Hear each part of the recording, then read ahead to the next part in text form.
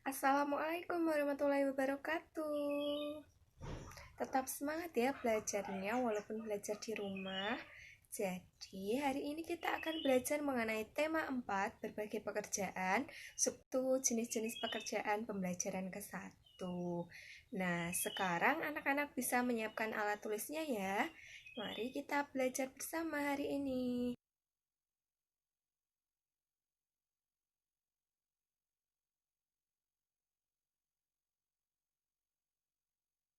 Hari ini kita akan belajar mengenai tema 4 berbagai pekerjaan, subtema 1 jenis-jenis pekerjaan pembelajaran ke-1.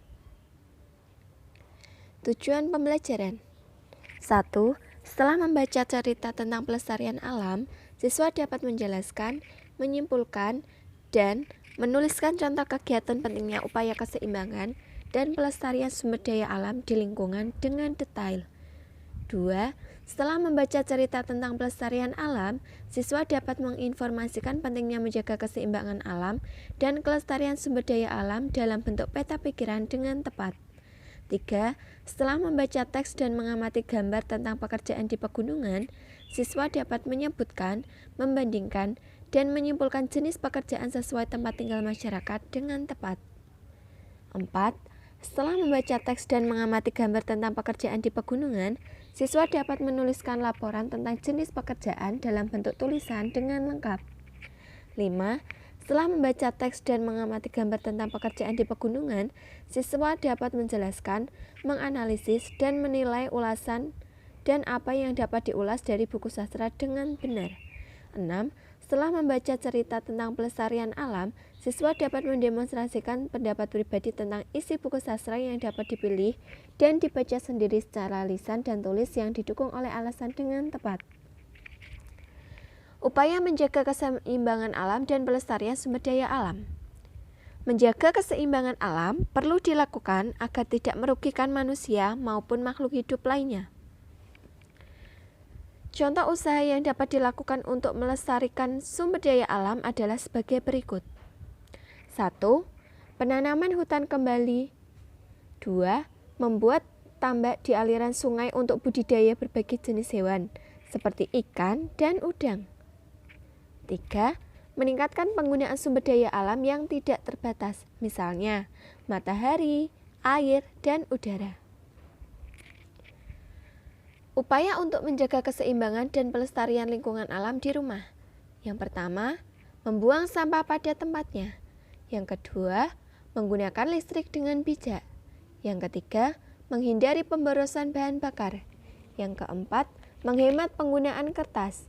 Yang kelima, mengurangi penggunaan bahan bakar kimia.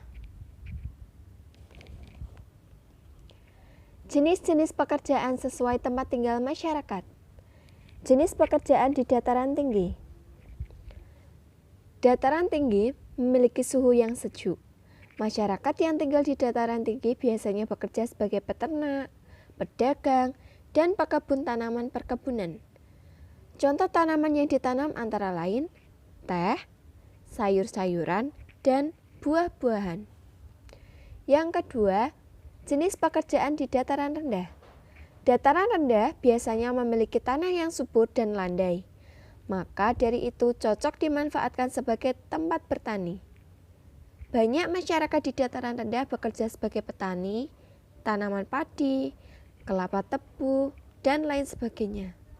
Ada juga yang bekerja sebagai peternak dan pedagang. Yang ketiga, jenis pekerjaan di pantai. Pantai merupakan bagian dari dataran rendah yang berbatasan langsung dengan laut. Umumnya, masyarakat di pantai bekerja sebagai nelayan, petani garam, dan penambak ikan.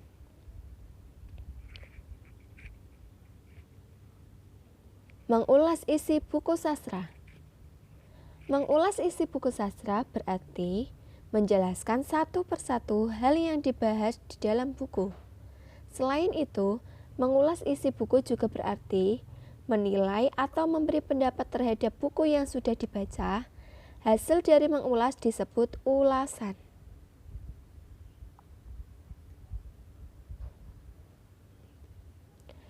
Ada beberapa hal yang dapat diulas dari sebuah buku sastra. Yang pertama ada data buku. Data buku berisi ada judul, penulis, penerbit, jumlah halaman, dan tahun buku diterbitkan.